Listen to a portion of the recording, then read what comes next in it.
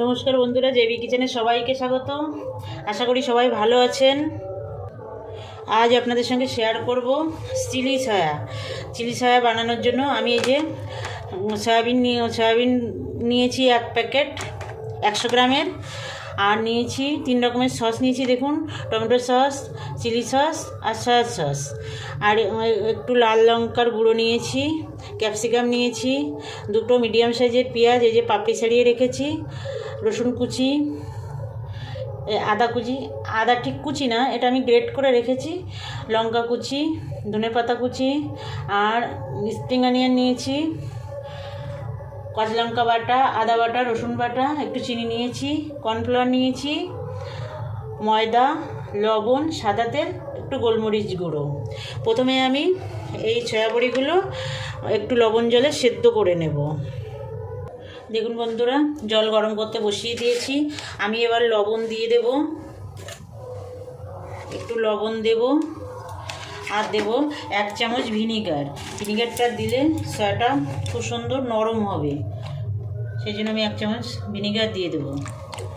দিয়ে এবার সয়া বড়িগুলো আমি সিদ্ধ করে নেব। সবসময় বন্ধুরা চিকেন খেতে ভালো লাগে না, এটা বানিয়ে নিতে পারেন, খুব ভালো লাগবে খেতে। আর যারা চিকেন খায় না তাদের তো ভালো লাগবেই।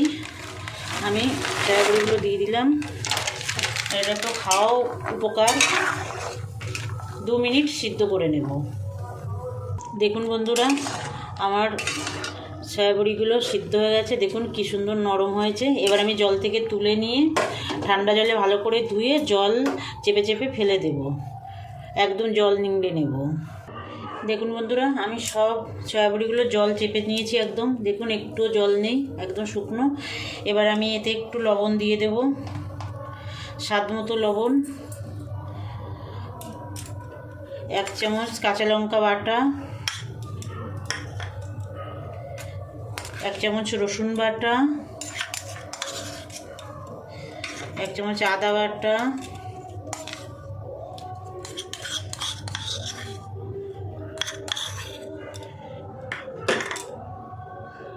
1/2 চামচ মতো গোলমরিচ গুঁড়ো দেব,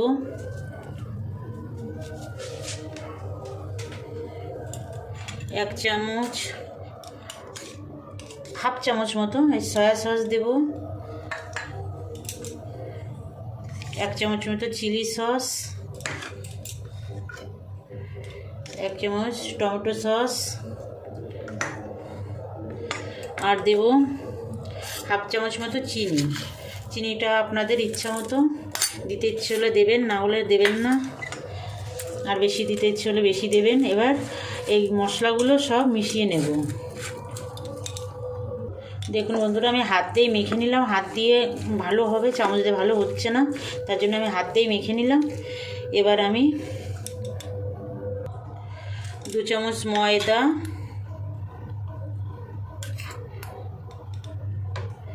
আর 2 চামচ কর্নফ্লাওয়ার দিয়ে একটু মেখে দেখব যে কোটিংটা ঠিকঠাক হয়েছে কি না। যদি না হয় আর একটু দেবো, আর যদি হয়ে যায় তাহলে দেবো না, আর লাগবে না, হয়ে গেছে। জলও দেওয়া লাগবে না, দেখুন বন্ধুরা একদম হয়ে গেছে।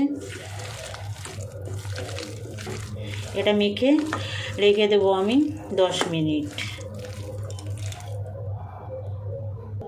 অন্য একটা বাটিতে আমি এই টমেটো সস, চিলি সস সব একসঙ্গে মিক্স করে রাখবো। এই সয়া সস দিলাম 1 চামচ, দিয়ে 3টেকে একসঙ্গে মিক্স করব। আর এই যে 1/2 চামচ লঙ্কার গুঁড়ো নিয়েছি, লঙ্কার গুঁড়োটা এর মধ্যে দিয়ে দেবো। লঙ্কাটা আপনারা বন্ধুরা আপনাদের পছন্দ মতো দেবেন। সসের বাটিগুলো ধুয়ে আমি এই 2 চামচ মতো জল দিয়ে দিলাম, বড় 2 চামচের 2 চামচ জল দিয়ে এর সঙ্গে মিক্স করে একটা পাতলা মতো করে রেখে দেব। অন্য আর একটা বাটিতে 1/2 বাটি জল নিয়ে তাতে 2 চামচ কর্নফ্লাওয়ার আমি পাতলা করে গুলে রাখবো। বন্ধুরা, আপনাদের কাছে আমার অনুরোধ, আমার ভিডিওটা না টেনে শেষ পর্যন্ত দেখবেন। আর যেসব নতুন বন্ধুরা এখনও আমার চ্যানেলটা সাবস্ক্রাইব করেননি, তাদের কাছে অনুরোধ আমার চ্যানেলটা সাবস্ক্রাইব করে আমার পাশে থাকবেন। আর পুরনো বন্ধুরা যারা আমার চ্যানেলটা সাবস্ক্রাইব করেছেন, আমার সঙ্গে আছেন, বরাবরের জন্য আমার সঙ্গে থাকবেন, আমার রান্নাগুলো দেখবেন, লাইক কমেন্ট করবেন। আমি কড়াই গরম করে নিয়েছি বন্ধুরা, সাদা তেল দিয়ে দেব, বেশ খানিকটা তেল দেব, কারণ আমি সয়াবড়িগুলো ভাজবো, এটা ডিপ ফ্রাই করতে হবে, তার জন্য বেশ খানিকটা তেল দিয়ে নেব। দেখুন তেল কিন্তু গরম হয়ে গেছে, আমি একটা একটা করে বড়ি ছেড়ে দেব। সবগুলো একসঙ্গে দেবো না, একদম একটা একটা করে আলাদা আলাদা করে।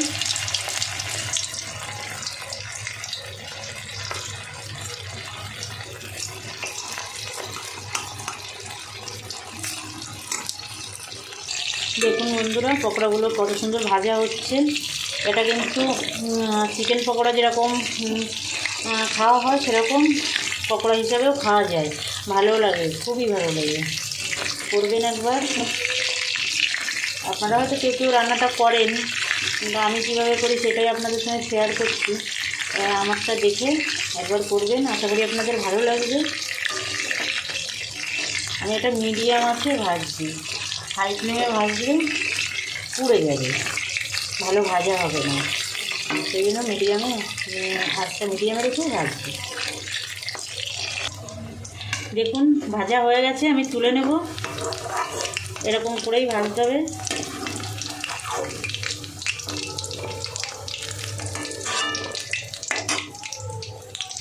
সব পকোড়াগুলো আমার ভাজা হয়ে গেছে, এই লাস্ট ব্যাচের পকোড়াগুলো তুলে নিচ্ছি।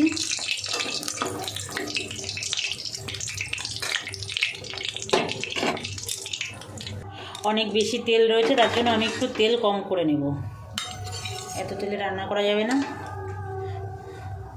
একটু তেল কম করে নিলাম। এবার এই তেলের মধ্যেই আমি রান্নাটা করব। দেখুন এই যে প্রথমে আমি রসুন কুচিটা দিয়ে দেবো।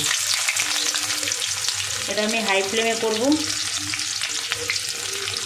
নাহলে যে সবজিগুলো দেওয়া হবে সেগুলো একদম নেতিয়ে যাবে, সেই জন্য এটা হাই ফ্লেমে করতে হবে।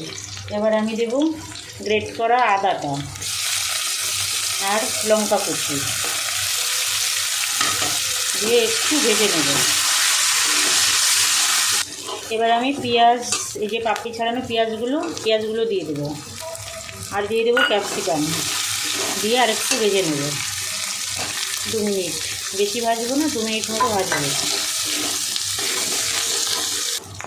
এবার আমি গুলে রাখা সসগুলো দিয়ে দেবো।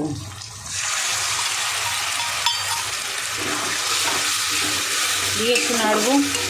ঘরে যখন বন্ধুরা মাছ মাংস কিছু না থাকে তখন এই রান্নাটা করতে পারেন, খুব ভালো লাগবে। এটা রুটি, পরোটা, পোলাও, ভাত সবের সঙ্গেই খুব ভালো লাগে। আর দিয়ে দেবো এই 1/2 চামচ চিনি দেবো।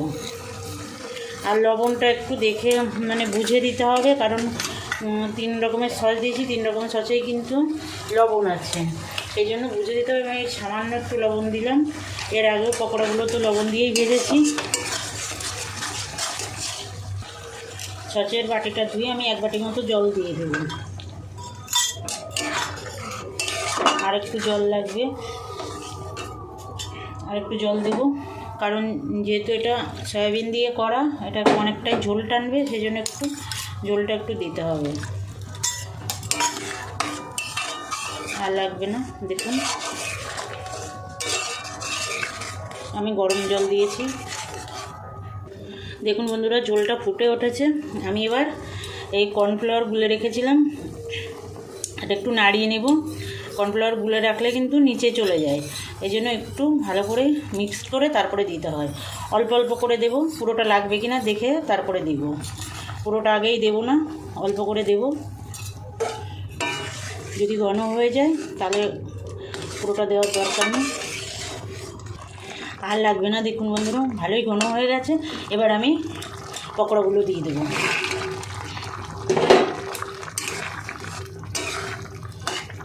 পকোড়াগুলো দিয়ে 2 মিনিট ফুটিয়ে নেবো, একদম 2 মিনিট, তার বেশি না। দেখুন একদম মনে হচ্ছে চিলি চিকেন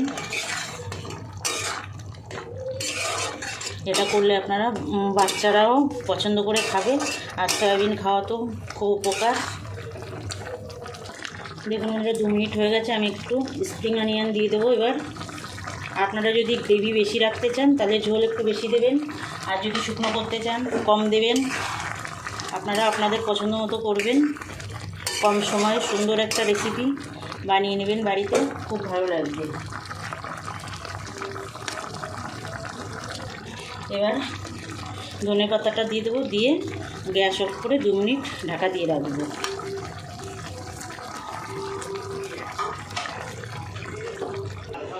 এই যে বন্ধুরা দেখুন, এই যে নামিয়ে নিয়েছি চিলি সয়া, কত সুন্দর হয়েছে, একদম মনে হচ্ছে চিলি চিকেন। আপনারা বানাবেন একবার, দেখবেন আপনাদের খুব ভালো লাগবে। আজ তাহলে এই পর্যন্ত থাক, আবার দেখা হচ্ছে নতুন কোনো ভিডিওয়। নমস্কার।